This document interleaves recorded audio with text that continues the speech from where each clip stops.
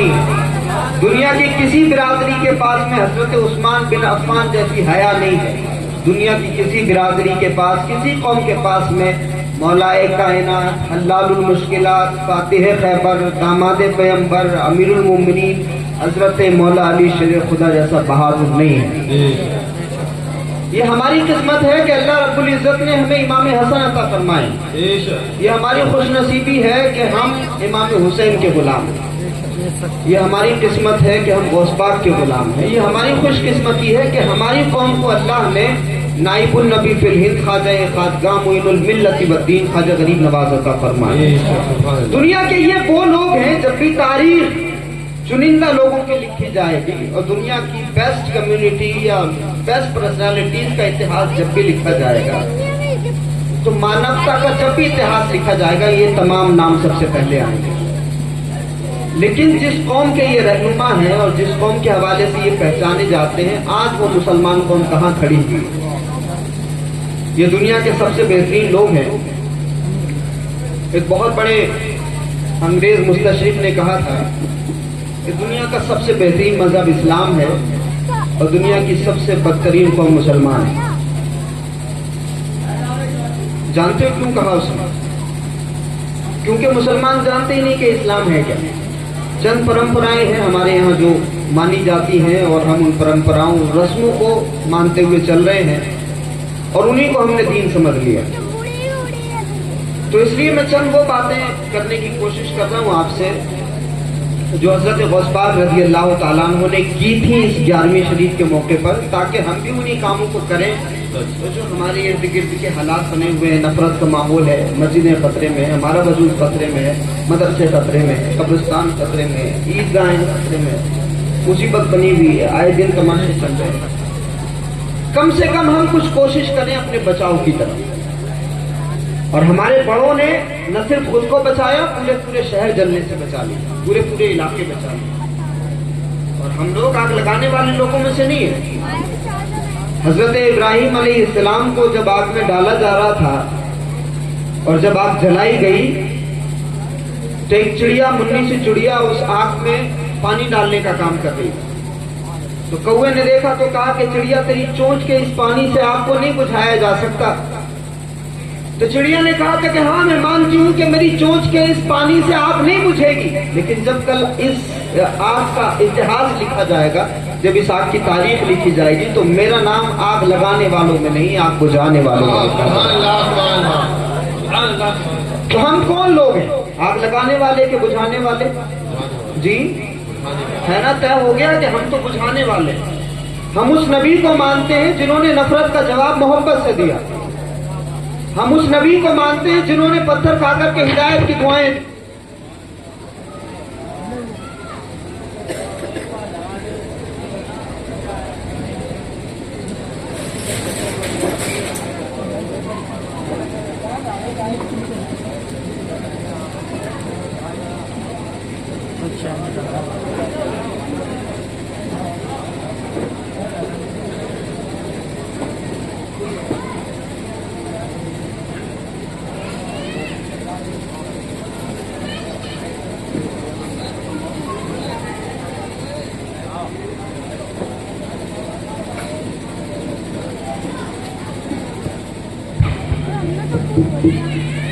اللہم صلی علی سیدنا و مولانا محمد وعلیہ وسلم. زور سے پڑھنا آتی ہے کہ درود پاک آپ کو ذرا بلند آواز سے پڑھ کے دکھائیے.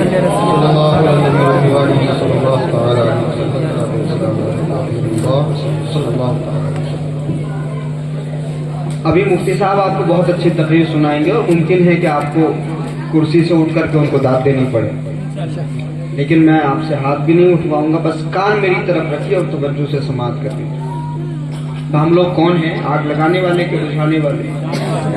ہم اس نبی کو مانتے ہیں جن کے راستے میں کانٹے بچھائے گئے، اور جب صحابہ کرام نے عرض کیا یا رسول اللہ آپ یہ راستہ بدل لیجئے، آپ اس راستے سے گزرتے ہیں، کچرا ڈالا جاتا ہے، آپ کے راستے میں کانٹے بچھائے جاتے ہیں.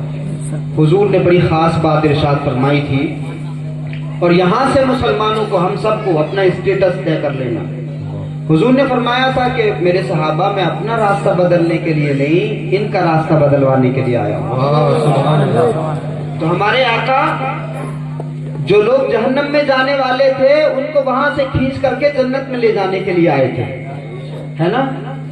رسول اللہ کسی کو جہنم میں ڈالنے کے لیے نہیں آئے تھے، جہنم میں جاتی ہوئی انسانیت کو جنت میں لے جانے کے لیے آئے تھے۔ اس لیے ہمارا مشن ہے، بائی برتھ ہم ایک مشن پہ آئے ہیں، ہم خود بھی جنت میں جائیں، ایسے کام کریں کہ ہم جنت میں جائیں، اور جن لوگوں کو ہم دیکھ رہے ہیں کہ یہ غلط کام کر کے جہنم میں جا سکتے ان کو بھی سمجھا بجھا کر کے جنت کا راستہ پہ لے کے آئیں۔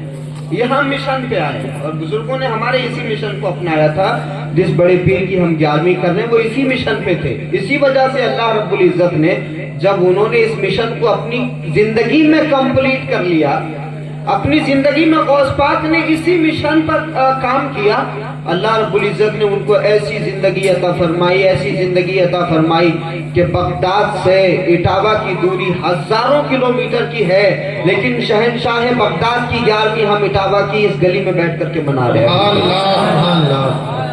تو جو اس کے کام میں لگ جاتا ہے اللہ رب العزت اس کے درجے بلند کر دیتا ہے اور اس کی ایسی عظمت بٹھا دیتا ہے لوگوں کے دلوں میں۔ میں پوچھوں آپ کے پردادا کا نام کیا ہے تو مشکل سے 1-2 لوگ بتا پائیں گے جن کو اپنے باپ دادا کے ناموں میں بڑا دلچسپی ہوگی، ان کو انٹرسٹ ہوگا۔ میں پوچھوں آپ سے پردادا کا نام کیا، نہیں بتا پائیں گے، لیکن غوث پاک رضی اللہ تعالیٰ عنہ کو ساری دنیا جانتی ہے۔ کیوں؟ اللہ جس کو مار دے اس کو کوئی زندہ نہیں رکھ سکتا، اور جس کو وہ زندہ رکھنا چاہے اس کو کوئی مار نہیں سکتا۔ شیخ عبد القادر جیلانی بڑے پیر اللہ رب العزت کی مصلحت کے تحت لوگوں کے دلوں میں زندہ ہیں، یعنی فلسفہ یہ سمجھایا گیا کہ اے لوگو، اگر تم خود کے لیے جیو گے، اگر تم اپنی انا اپنے ایگو کے لیے زندگی گزارو گے، اگر تم سیلفش ہو جاؤ گے، خود غرضی کو لے کر کے زندگی گزارو گے تو تمہارا نام و نشان مٹ جائے گا، تمہیں دفن کر کے لوگ تمہاری قبر پر ہاتھ جھاڑ کر کے چلے جائیں گے۔ لیکن اگر تم نے خدا کے لیے زندگی گزاری تو 800 سال بیت بھی جائے تب بھی اٹاوا کی گلی میں بیٹھ کر کے لوگ سرکار بغداد کے نام پر سبحان اللہ کہتے ہوئے نظر آئے۔ نعرہ تکبیر، نعرہ تکبیر،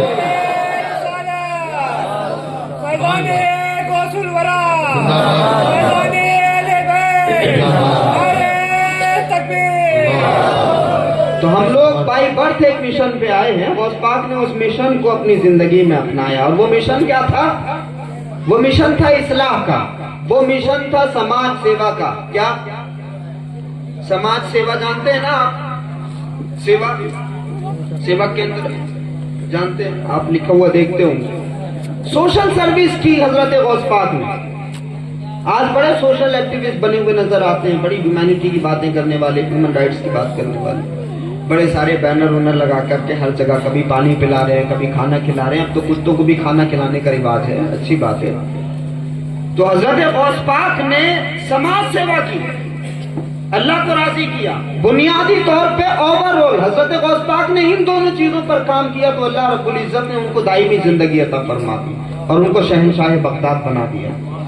تو ہم مسلمان ہیں، اب کوئی نبی نہیں آنے والا، حضور پر نبوت کا سلسلہ ختم ہو گیا، اور رسول اللہ پر جب نبوت کا سلسلہ ختم ہوا تو پھر ساتھ ہی نبی اس لیے آتے تھے تاکہ انسانی سماج کو رہنمائی دی جا سکے اور انسانی سماج کو گائیڈ کیا جا سکے کہ بھئی یہ راستہ صحیح ہے، یہ راستہ غلط ہے، تمہیں پیدا اس نے کیا ہے تو اسی کے سامنے جھکو اور کسی کے سامنے سجدہ نہ کرو۔ تو نبی آتے تھے گائیڈنس کے لیے۔ اب جب حضور پر نبوت کا سلسلہ ختم ہو گیا، انسانی سماج باقی رہے گا، اب گائیڈنس کون کرے گا؟ اب کون ان کو صحیح راستہ بتائے گا؟ تو رسول اللہ نے امت کو یتیم نہیں چھوڑا۔ حضور علیہ السلام پر نبوت کا سلسلہ ختم ہوا اور پھر رسول اللہ نے وادی غدیر خم میں حضرت مولا کائنات فاتح خیبر حیدر کرار کا ہاتھ بلند کر کے ارشاد فرمایا کہ لوگوں، میں تم کو یتیم چھوڑ کے نہیں جا رہا ہوں۔ نبوت کا سلسلہ بھلے ہی یہاں ختم ہو گیا ہے، جو کام پہلے حضرت عیسیٰ نے کیا، جناب موسیٰ نے کیا، جناب ابراہیم نے کیا، حضرت یوسف نے کیا، حضرت یعقوب نے کیا، اب چونکہ نبیوں کا سلسلہ ختم ہوتا ہے مجھ پر، اب انسانی سماج کو ہدایت کی ضرورت پڑے گی۔ تو یاد رکھنا، میں امت کو یتیمی کے حالات میں چھوڑ کر کے نہیں جا رہا ہوں، بلکہ جان لے ساری دنیا، میں جس کا مولا ہوں علی اس کے مولا۔ سبحان اللہ سبحان اللہ سبحان اللہ.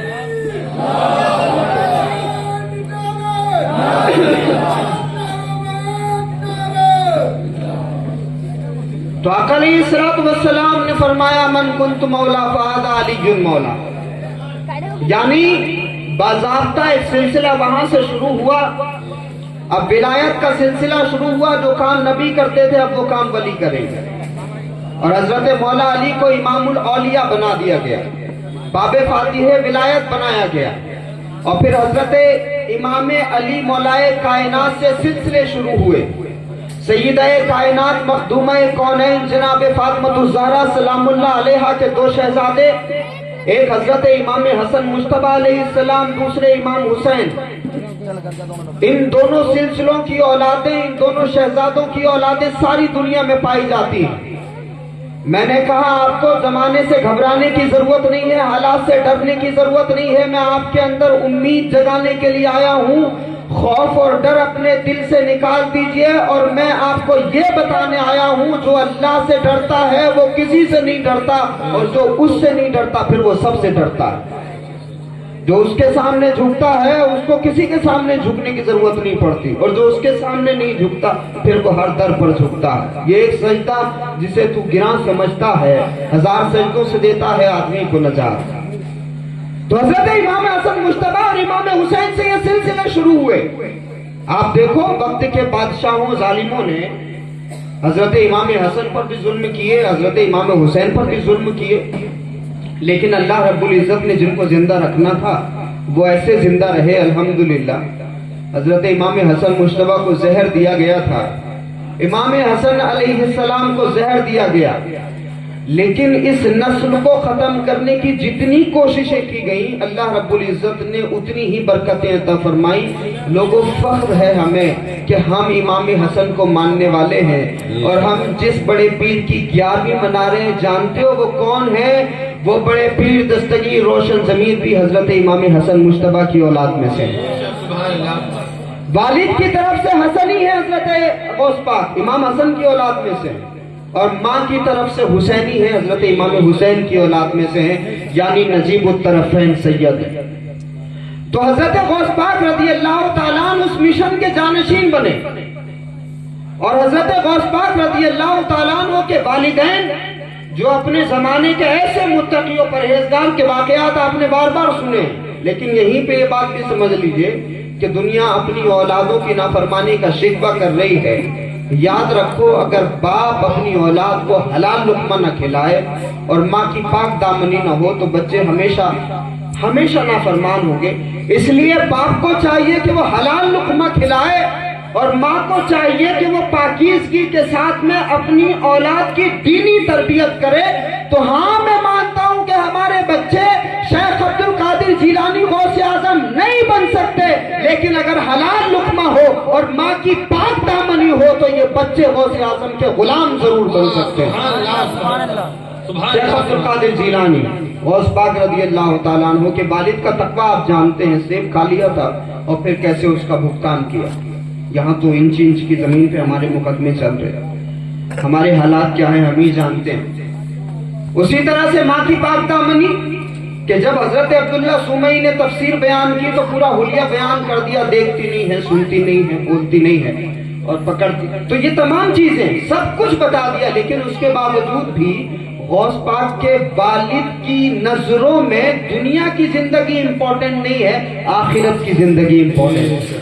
مومن وہ ہوتا ہے جو مرنے کے بعد والی زندگی کو زیادہ اہمیت دیتا ہے، اور اس کو اس بات کا یقین ہوتا ہے کہ یہ تو سانسوں کا ردم ابھی چل رہا ہے، خدا نہ خاصا حادثہ ہوا تو پھر اس دنیا سے اس دنیا کی طرف جانا ہے.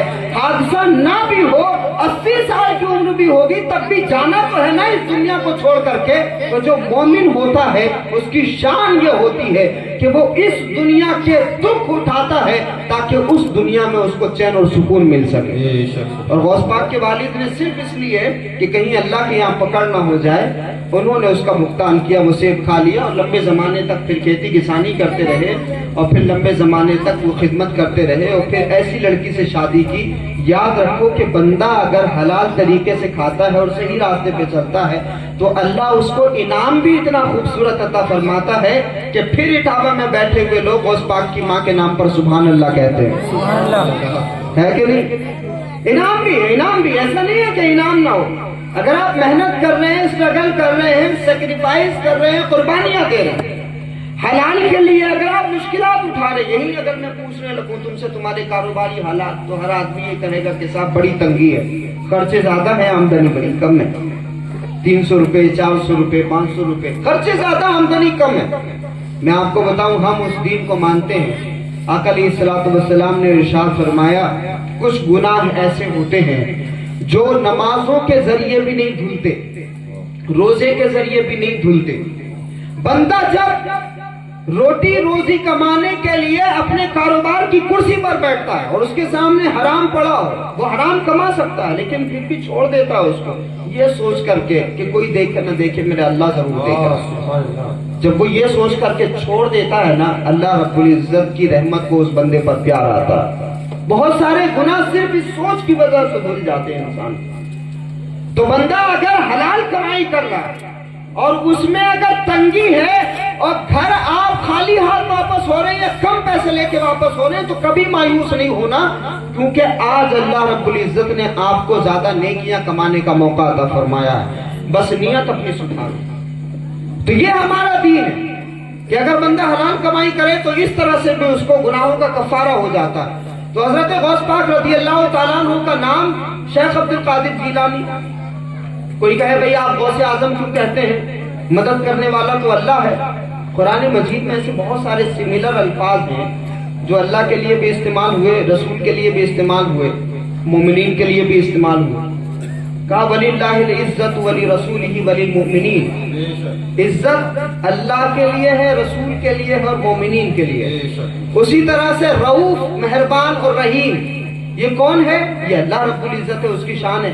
لیکن پھر قرآن مجید میں کہا گیا لَقَدْ جَاءَكُمْ رَسُولٌ مِّنْ أَنفُسِكُمْ عَزِيزٌ عَلَيْهِ مَا عَنِتُّمْ حَرِيصٌ عَلَيْكُمْ بِالْمُؤْمِنِينَ رَءُوفٌ رَحِيمٌ، یعنی رسول اللہ کو بھی رؤوف الرحیم کہا گیا۔ اسی طرح سے قرآن مجید میں الگ الگ مقامات پر بہت سارے ایسے الفاظ ہیں جو اللہ کے لیے بھی استعمال ہوئے۔ تو اگر یہ سمجھ لیا جائے کہ بھئی اگر غوث پاک کو ہم کہہ رہے ہیں اور غوث اعظم اگر ان کو کہہ دیا تو معاذ اللہ یہ شرک ہو گیا، تو پھر قرآن مجید میں جتنے بھی الفاظ ہیں کہا جائے گا کہ وہ سب شرک سے بھرے ہوئے۔ تو یہ معلومات کی کمی ہے، لوگوں کو توجہ دینی چاہیے اور ایسی بات نہیں کہنی چاہیے جس کی وجہ سے ان کا عقیدہ خراب ہو جائے۔ اچھا، اسی بات کو دوسرے طریقے سے بھی کہا جا سکتا ہے، بڑے بھدے طریقے سے بھی کہا جا سکتا ہے، لیکن ہم نے کہا نا کہ ہم جہنم میں ڈھکیلنے والے لوگ نہیں ہیں، جنت میں لانے والے لوگ ہیں، جنتی بنانے کے مشن پہ آئے ہوئے لوگ ہیں۔ تو حضرت غوث پاک کا نام ہے شیخ عبد القادر جیلانی۔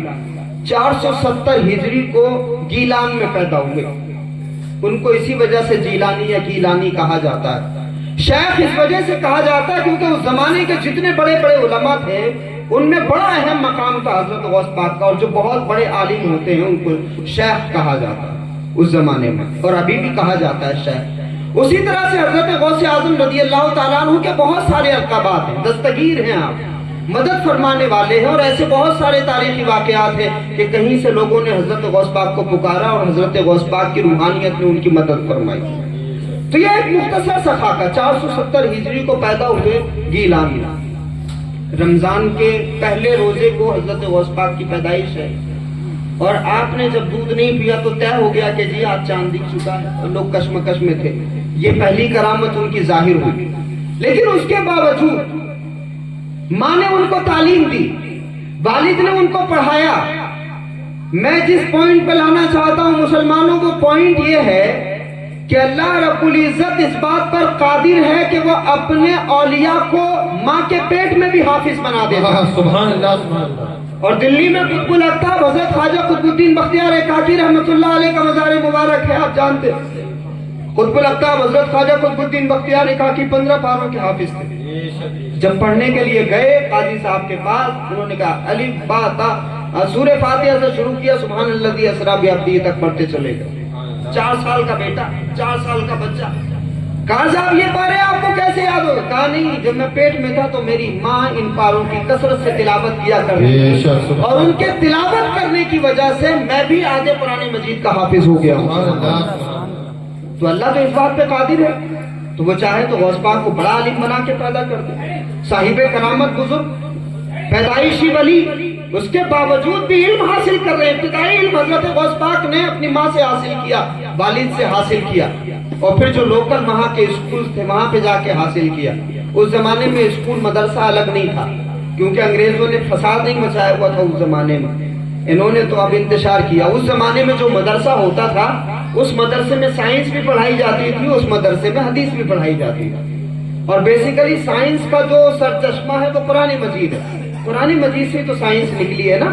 یہ سائنس، یہ جتنی بھی کائنات میں ہے اللہ نے تو بنائی ہے، یہ کائنات بنائی بھی اللہ کی ہے۔ اللہ کی بنائی ہوئی کائنات کا جو کیٹلاگ ہے، اس پوری کائنات کی جو انفارمیشن ہے، ہم موبائلیں خریدتے ہیں تو موبائل کے ساتھ میں ایک کارڈ بھی آتا ہے، اس موبائل کے جو فیچرز ہوتے ہیں وہ اس میں لکھے ہوتے ہیں کہ اس موبائل کی یہ خصوصیت ایسے ہی ہوتا ہے نا۔ کوئی بھی پروڈکٹ آپ خرید لیں، اللہ نے کائنات بنائی، اس کے کیا کیا فیچرز ہیں یہ قرآن مجید میں دے دیے۔ سبحان اللہ، آپ کو سمجھنے میں آسانی ہو رہی ہے؟ تو اللہ نے کائنات بنا کر کے اس کے فیچرز قرآن مجید میں دے دیے اور سب کچھ بتا دیا کہ اس میں یہی ہے۔ تو سائنس کا سرچشمہ بھی قرآن مجید ہے۔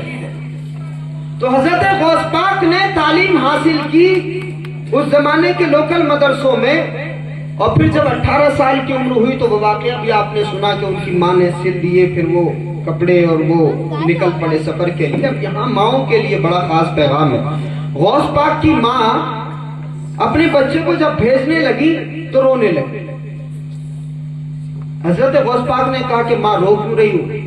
تو کہنے لگی بیٹے اس لیے نہیں رو رہی ہوں کہ تم جدا ہو رہے ہو، اس لیے رو رہی ہوں کہ پھر ہماری ملاقات نہیں ہوگی۔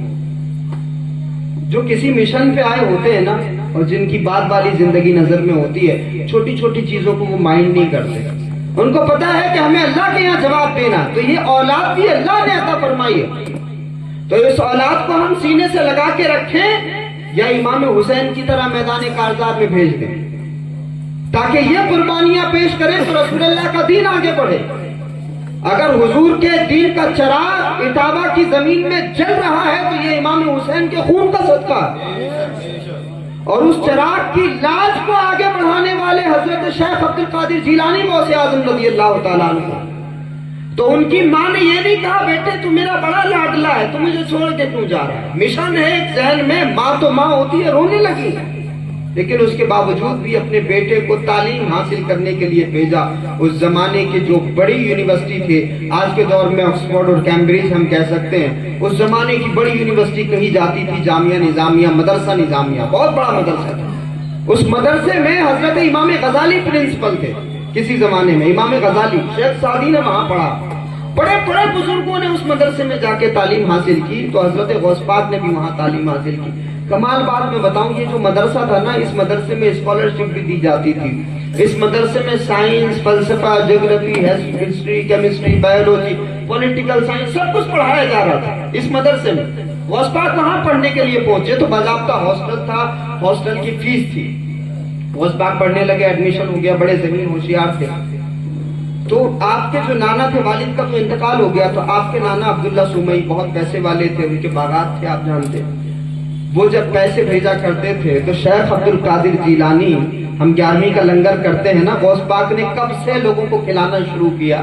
جب پڑھتے تھے، نوجوان تھے، ابھی ٹین ایج ہے۔ ہمارے یہاں بچوں کو پیسے دیے جاتے ہیں کہ ٹیوشن والے کو دے دینا، تو کہیں اور کلاس بند کر کے کہیں حقہ بار میں جا کے چائے وائے پی رہے ہے کہ نہیں ایسا؟ تو حضرت غوث پاک رضی اللہ تعالیٰ عنہ نے، شیخ عبد القادر جیلانی نے اسی زمانے میں پیسے دینا شروع کیے فقیروں کو، غریبوں کو۔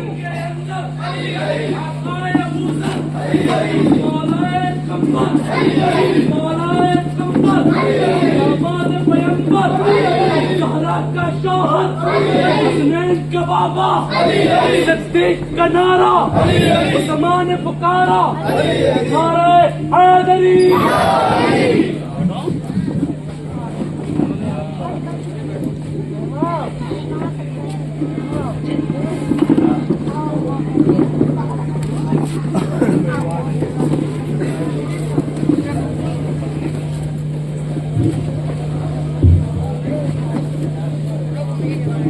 اللهم صل على سيدنا مولانا محمد وعلى ال سيدنا مولانا محمد وبارك وسلم۔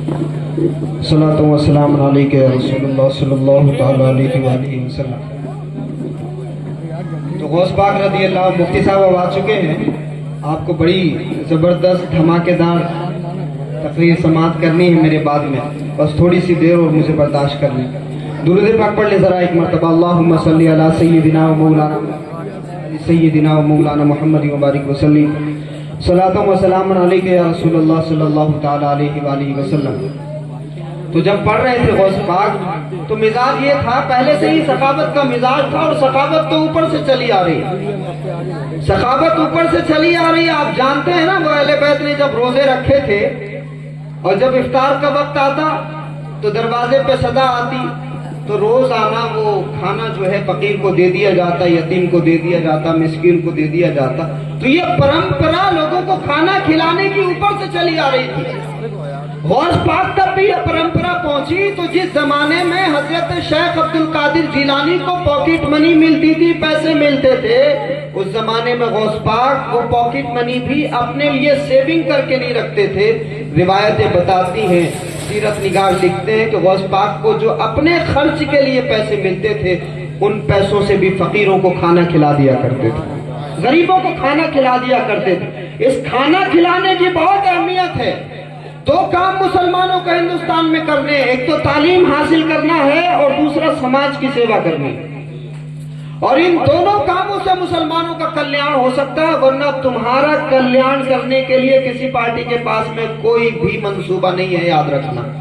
तुम अपना भला खुद कर सकते हो, और तुम्हारा भला बादशाहों के रास्तों पर चल करके नहीं होगा, सूफिया के रास्ते पर चल करके होगा, बुजुर्गों के तरीके पर होगा। क्यों? क्योंकि हम हिंदुस्तान में ये बात पूरे हिंदुस्तान के गैर मुस्लिम भाइयों को बताने की जरूरत है कि भारत के मुसलमानों का संबंध जमीनों पर हुकूमत करने वाले किसी तुगलक, किसी लोधी और किसी खिलजी से नहीं है, बल्कि भारत के मुसलमानों का ताल्लुक दिलों पर हुकूमत करने वाले ख्वाजा मोइनुद्दीन से है। ये बात हिंदुस्तान के एक एक नागरिक को, भारत के मुसलमानों को बता देना चाहिए कि हिंदुस्तान किसी अलाउद्दीन खिलजी और किसी हुमायूं और किसी बाबर का उर्स नहीं मनाते, हजरत शाहनियाज बेनियाज का उर्स मनाते हैं, हजरत वारिस पाक को याद करते हैं, मखदूम सिमना सुल्तान सैयद अशरफ जहांगीर सिमनानी की महफिल मनाते हैं, हजरत गौस पाक को याद करते हैं, उनकी नियाज लगाते हैं। तो हमारा ताल्लुक जमीनों को जीतने वाले लोगों से नहीं है, दिलों को फतह करने वाले सूफिया से, समझ रहे? और इन्होंने क्या किया? तालीम हासिल की, उस पर अमल करते हुए समाज की सेवा की। और हजरत गौस पाक रज़ी अल्लाह ताला अन्हु ने तालीम हासिल की और अपने जमाने के ऐसे शेख बने कि बड़े बड़े उलमा, बड़े बड़े सूफिया हजरत गौस पाक की बारगाह में आते और 70,000 रोज एक मर्तबा हजरत गौस पाक की खानकाह में बैठते थे, दर्स हासिल करते थे। गौस पाक की करामत ये है, उस जमाने में ये लाउड स्पीकर नहीं था। रिवायतें बताती हैं कि शेख अब्दुल कादिर जिलानी अपनी मसनद से जो दर्स दिया करते थे, जिस तरह से सामने बैठने वाला सुना करता था, 70,000 की मजलिस में जो आखिरी आदमी होता था, उस आदमी को भी गौस पाक की आवाज वैसे ही सुनाई दिया करती थी। तो शेख अब्दुल कादिर जिलानी ने दरसगाह सजाई और गौस पाक ने रसूल अल्लाह के इल्म का फैजान, रूहानियत का फैजान बंदगान खुदा में आम किया। और ऐसा आम किया, शेख अब्दुल कादिर जिलानी की खानकाह और शेख अब्दुल कादिर जिलानी का मदरसा एक ऐसी आमाजगाह बन चुका था कि आज भले ही गरीबों को पढ़ाने के लिए बहुत सारी योजनाएं बनाई जा रही हैं, गांव-गांव में स्कूल खोले जा रहे हैं, लेकिन उसके बावजूद भी लोग सरकारी स्कूल में पढ़ाना पसंद नहीं करते, क्योंकि उसमें एक्सीलेंसी नहीं है। पैसा खर्च करके लोग प्राइवेट स्कूल्स में पढ़ा रहे हैं, मजबूरी है तो सरकारी स्कूल में पढ़ाने वाले हैं। शेख अब्दुल कादिर जिलानी ने गरीबों की तालीम का ऐसा बंदोबस्त किया था, मजलूमों की तालीम का ऐसा बंदोबस्त किया था। हमारे एक बहुत बड़े प्रोफेसर डॉक्टर सैयद अली मशरफ जायसी साहब हैं, उनकी तहकीक के मुताबिक फिलिस्तीन के 5 लाख मुसलमान जब हिजरत करके उस जमाने में جب وہ نکلے تھے اس زمانے میں جب فلسطین کی زمین کو لہو لہان کیا گیا تھا اور مسلمانوں پر بہت زیادہ ظلم کیا گیا تھا، تو وہ 5 لاکھ مسلمان تقریباً جب فلسطین کی زمین سے نکلے تو دنیا کے کسی مسلم ملک میں ان کو جگہ نہیں ملی تھی۔ یہ شیخ عبد القادر جیلانی کی خانقاہ تھی جہاں حضرت غوث پاک نے تمام فلسطین کے مسلمانوں کو پناہ دی تھی، اور اپنے یہاں ان بچوں کی تعلیم کا انتظام کیا۔ روٹی، کپڑا، مکان، ان تمام چیزوں کا انتظام حضرت غوث پاک رضی اللہ تعالیٰ عنہ نے کیا۔ تعلیم کا بندوبست بھی کیا، اور اس حضرت غوث پاک کی خانقاہ میں جہاں تعلیم دی جاتی تھی وہیں تربیت بھی دی جاتی تھی۔ الگ الگ شعبے بھی بنائے غوث پاک نے۔ خاص طور سے میں آپ کو بتاؤں کہ ہم سنتے ہیں نا نور الدین زنگی کا نام، سلطان نور الدین زنگی رحمت اللہ علیہ، حضرت سلطان صلاح الدین ایوبی رحمت اللہ علیہ، فلسطین کو آزاد کرانے والے اور بیت المقدس کے آس پاس کے مسلمانوں پر جو ظلم ہوا تھا اس ظلم کا انتقام لینے والے سلطان صلاح الدین ایوبی جیسے لوگوں کی بھی تعلیم و تربیت حضرت غوث پاک کی خانقاہ میں ہوئی تھی۔ سبحان اللہ، غوث پاک کا بڑا احسان ہے اس دنیا پر۔ حضرت شیخ عبد القادر جیلانی 11ویں شریف کے موقع پر خاص طور سے غریبوں کی مدد کرتے، لوگوں کو کھانا کھلاتے، ضرورت مندوں کی ضرورتوں کو پورا کرتے، حاجت مندوں کی حاجتوں کو پورا کرتے۔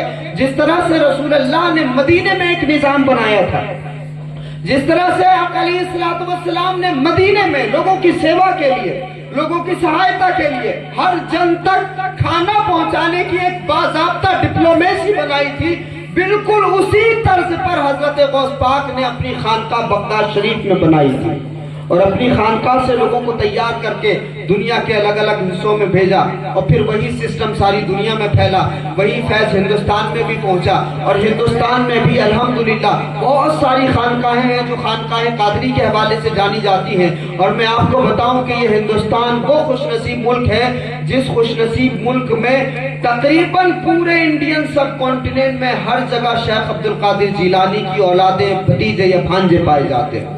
مخدوم علاء الدین علی احمد صابر کلیری غوث پاک کی اولاد میں سے ہیں، سبحان اللہ۔ اسی طرح سے آپ دیکھیے نا کچوچا شریف میں حاجی الحرمین حضرت عبد الرزاق نور العین رحمت اللہ علیہ جو مخدوم سمنا سلطان سید اشرف جہانگیر سمنانی رحمت اللہ علیہ کے جانشین ہیں، وہ بھی حضرت غوث پاک کی اولاد میں سے ہیں۔ تو سلسلہ قادریہ اور حضرت غوث پاک کی اولادیں اور اس سلسلے کی برکتیں ساری دنیا میں موجود ہیں۔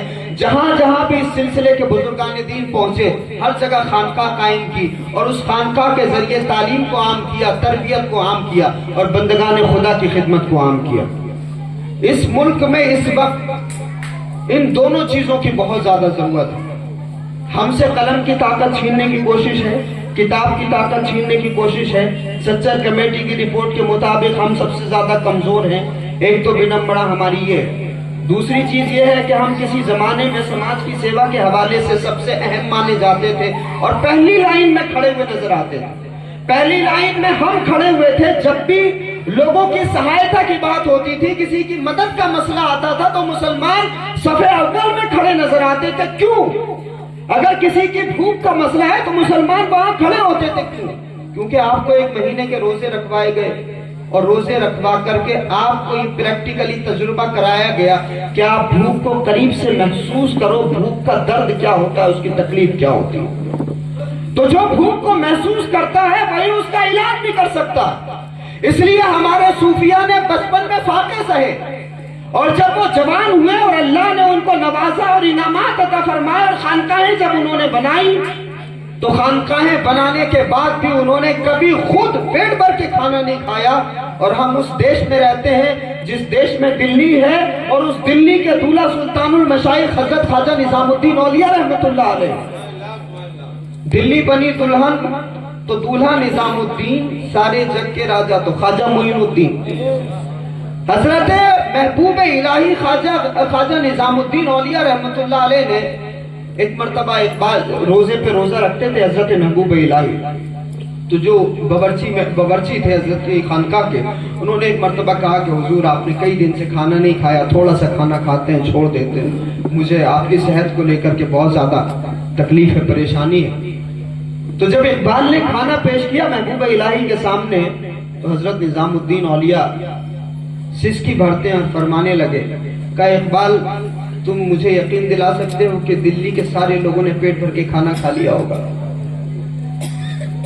صاحب 20 کروڑ لوگ ابھی بھی ہندوستان میں، آپ گوگل پہ جا کر کے سرچ کر لیجئے، 20 کروڑ لوگ اب بھی شام کا کھانا کھائے بغیر سو جاتے ہیں۔ ہم تو چوراہوں پر کھڑے ہو کر کے گورنمنٹ کو گالیاں دے رہے ہیں اور کہہ رہے ہیں کہ ہمارے ساتھ میں یہ زیادتیاں ہو رہی ہیں، ہمارے ساتھ میں یہ معاملات ہو رہے ہیں۔ ہم تو خوب روزانہ آئے دن قیاس کی ممپلیاں پھوڑ رہے ہیں۔ ہم کو ذمہ داری کیا دی گئی تھی؟ شیخ عبد القادر جیلانی نے کیا کیا؟ غوث پاک نے کیا کیا؟ یاد رکھو کہ جو سماج کی سیوا کرتا ہے، جو خادم بن جاتا ہے اللہ کی مخلوق کا، اللہ رب العزت اس کو مخدوم بنا دیتا ہے۔ اور غوث پاک نے یہی خدمت کی تھی بندگان خدا کی۔ آقا علیہ الصلوۃ والسلام نے فرمایا الخلق کلہم عیال اللہ، ساری مخلوق اللہ کا کنبہ، اور جو اللہ کے پریوار کا، اللہ کے خاندان کا، اللہ کے کنبے کا زیادہ خیال رکھتا ہے وہ اللہ کے نزدیک سب سے زیادہ محبوب ہو جاتا ہے۔ اور جب بندہ اللہ کے بندوں کی خدمت کر کے خدا کا محبوب ہو جاتا ہے تو پھر اللہ رب العزت اپنے اس محبوب بندے کی محبت دنیا کے سارے انسانوں کے دلوں میں ڈال دیتا ہے۔ اس وجہ سے غوث پاک کو ساری دنیا یاد کر رہی ہے۔ تو یہ خانقاہی نظام ساری دنیا میں پھیلا، اور آج اس نظام کی زندگی کی ہندوستان میں بہت زیادہ ضرورت ہے۔ ہر مسلمان اگر آج خود کو انسیکیور محسوس کر رہا ہے، اگر آپ کو لگ رہا ہے کہ آپ کی دکان غیر محفوظ ہے، اگر آپ کو لگ رہا ہے کہ آپ کی مسجدیں غیر محفوظ ہیں، تو ہمیں حضرت غوث پاک کی خدمت کے اس مشن کو اپنانا ہوگا، ہمیں حضرت سلطان الہند کی خدمت کو اس مشن کو اپنانا ہوگا، محبوب الہی خواجہ نظام الدین اولیاء کے اس مشن کو اپنانا ہوگا۔ ہماری پرابلم یہ ہے کہ ہم فاتحہ تو نظام الدین اولیاء کے نام کی پڑھتے ہیں، لیکن مزاج ہمارا بھی تغلق جیسا ضدی، کہیں بھی لچکدار بننے کے لیے تیار نہیں۔ ہم بھی ضدی ہو گئے حالات کے ساتھ۔ اور یاد رکھو کہ جب کوئی اکڑتا ہے تو وہ اکھڑ جاتا ہے، جس کے اندر لچک ہوتی ہے وہ بچ جاتا ہے۔ اس ملک میں دونوں طرح کے مسلمان ہیں، جنہوں نے ضد کی ان کے محل تو ہے لیکن قبریں کہاں ہے کسی کو نہیں پتا، لیکن جن کے اندر لچک تھی اس معین الدین کا آستانہ کہاں ہے، ساری دنیا اجمیر شریف جا کر کے چادر چڑھاتی ہوئی نظر آتی ہے۔ آتی کہ نہیں آتی؟ کیوں؟ ایک ہندو کسان حضرت خواجہ خواجگاہ کی بارگاہ میں آیا، ہندو کسان غریب نواز کی بارگاہ میں آیا، کہا بابا میری زمین پہ ایک حاکم نے قبضہ کر لیا، تو کہا پھر؟ اس نے کہا کہ بابا میں چاہتا ہوں میری زمین کو آپ آزاد کرا دیں۔ تو کہا اچھا ٹھیک ہے، میں بادشاہ کو خط لکھ دیتا ہوں۔ سلطان الہند کی عمر تقریباً 80 سے 90 سال کے بیچ ہے۔ آپ سوچئے کہ عمر کا وہ حصہ، ایک ہندو کسان آ کر کے ہاتھ جوڑ کر کے کہہ رہا ہے کہ بابا میری زمین آزاد کروا دیجیے۔ غریب نواز نے فرمایا خط لکھ دوں؟ کہا نہیں، میرے ساتھ آپ دلی چلیے۔ سلطان الہند اس کے ساتھ دلی چلنے کے لیے تیار ہو گئے۔ سبحان اللہ۔ اس ملک میں زمینیں جیتنے والوں کا اور دلوں کو جیتنے والوں کا اتحاد، اور دونوں کا نتیجہ اور دونوں کا ریزلٹ، اور خود طے کر لو کہ تمہیں کس راستے پر چلنا ہے۔ تمہیں اگر بچنا ہے تو تغلق بن جاؤ، اور اگر تمہیں مشکلات میں پھنسنا ہے تو تغلق بن جاؤ، اور اگر مشکلات سے بچنا ہے تو معینی بن جاؤ، اپنے مزاج کو معینی بناؤ۔ تو حضرت غریب نواز رحمۃ اللہ علیہ نے فرمایا کہ بھئی چلو ٹھیک ہے۔ اب سفر شروع ہوا صاحب، اجمیر شریف سے دلی کا پیدل سفر ہو رہا۔ سفر کرتے کرتے کرتے کرتے دلی پہنچنے والے تھے تو سلطان شمس الدین التمش رحمۃ اللہ علیہ وہ دلی سے باہر نکلے استقبال کے لیے، دادا پیر کا استقبال کرنے کے لیے۔ حضرت خواجہ قطب الدین بختیار کاکی کے مرید اور خلیفہ ہیں سلطان شمس الدین التمش رحمۃ اللہ علیہ، بادشاہ اس زمانے کے۔ تو دادا پیر کا استقبال کرنے کے لیے جب نکلے، حضرت غریب نواز تشریف لائے، دستبوسی کی، عرض کی بادشاہ نے حضور اس عمر میں اتنی دور سے یہاں آنے کی زحمت کیوں فرمائی ہے؟ تو حضرت غریب نواز نے ارشاد فرمایا، کہا بھائی یہ ہمارا ہندو کسان ہے، اس کی زمین پہ کسی نے قبضہ کر لیا ہے، وہ زمین ذرا آزاد کرنی ہے۔ کہا اچھا اتنی چھوٹی سی بات تھی حضور، آپ وہیں سے خط لکھوا دیتے زمین تو آزاد ہو جاتی۔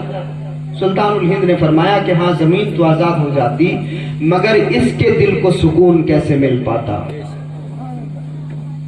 سبحان اللہ۔ یہ ہمارے بزرگوں نے اس طرح لوگوں کے دلوں کو جیتا۔ ایسے ہندوستان میں اسلام کی کھیتی کی ہے ہمارے صوفیاء نے، اس طرح سے لوگوں کے دلوں کو فتح کیا۔ محبوب الہی خواجہ نظام الدین اولیاء کی خانقاہ میں ایک مرتبہ تشریف فرما تو حضرت تو پتہ چلا، بندہ نواز نے اس کو اپنی کتاب میں لکھا جوامع الکلم میں، खानकाह में एक आदमी आया हुआ दौड़ता हुआ के साथ फला बस्ती में आग लग गई, और वो बस्ती सारी हिंदुओं की थी। वहां आग लग गई तो किसी ने आके कहा कि हुजूर आग लग गई। हजरत महबूब इलाही फौरन खानकाह की छत पे चढ़ गए, दोपहर का वक्त खानकाह की छत पे चढ़े, और चढ़ने के बाद में कहने लगे कि भाई जल्दी जाके इनकी आग को बुझाओ। कहा हुजूर आप तो नीचे आ जाइए, बड़ी तेज धूप है। कहा नहीं, जब तक ये आग नहीं बुझेगी तब तक निजामुद्दीन नीचे नहीं आएगा।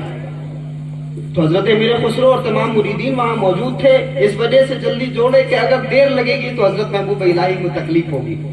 तो गए, जल्दी आग बुझा के आए, और जब वापस लौटे ख्वाजा निजामुद्दीन औलिया खानकाह की छत से नीचे तशरीफ लाए, और फिर हजरत ने तमाम मुरीदीन से फरमाया कि भाई अब इनके तो घर जल चुके, इनकी झोपड़ियां जल गई हैं, जाओ इनको कहो इनके खाने का रहने का इंतजाम निजामुद्दीन औलिया की खानकाह में होगा। जिनको कहीं पनाह न मिले मोहम्मदुर रसूलुल्लाह के गुलाम उनको पनाह देते हैं, क्योंकि हमारे नबी ने उनको इज्जत अता फरमाई है जिनको कोई इज्जत नहीं देता। रसूलुल्लाह मदीने की उस खातून से बड़ी देर तक गुफ्तगू फरमाते रहे जिसको लोग पागल समझ के नजरअंदाज करते रहे, और सहाबा किराम ने अर्ज किया या रसूलुल्लाह ये तो पागल खातून है, दिमाग से बड़ी कमजोर है। आका अलैहिस्सलाम ने इरशाद फरमाया मेरे सहाबा अगर मैं भी इससे बात ना करूं तो कौन है जो इससे बात करने वाला, कौन है जो इसको इज्जत देने वाला, कौन है जो इसकी दिलजोई करने वाला। मुसलमानों याद रखो हम उस नबी के उम्मती हैं जिन्होंने लोगों का दिल तोड़ना नहीं सिखाया, दिलों को जोड़ना सिखाया है। कभी ये पजामों के साइज नापने से फुर्सत मिले तो सोचना जरूर कि हम किस नबी के उम्मती हैं। हम तो उस दौर में आ गए कि जन्नत में ले जाने से ज्यादा हमें इस बात की परवाह है हम जन्नत में जाए न जाए, लेकिन ये जरूर जहन्नम में चला जाए। हम यहाँ आ गए, किस मिशन पे आए थे, अल्लाह ने क्या करने के लिए भेजा था, हमें बेस्ट कम्युनिटी बनाया था, हमें खैर उम्मत बनाया था, और इसलिए बनाया था कि तुम दुनिया के सारे इंसानों की समस्याओं का समाधान करने के लिए भेजे गए हो। शेख अब्दुल कादिर जिलानी गौसे आजम रज़ी अल्लाह तआला अन्हु ने अपने